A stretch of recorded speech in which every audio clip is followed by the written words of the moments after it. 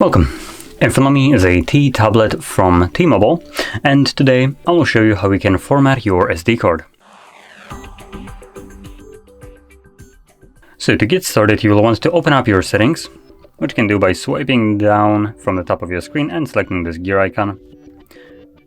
Next, I'm gonna select storage. In the drop-down menu right here, you're gonna select your SD card. Now for me it's a Samsung, so it does say Samsung SD card, but for you it might say something else. Now it does tell me that I can set it up right now.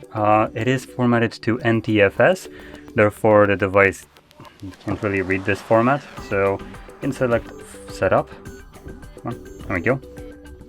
Format and format. Now I am going through this just so I can show you actually how to format it, because this isn't the actual typical way you will see it.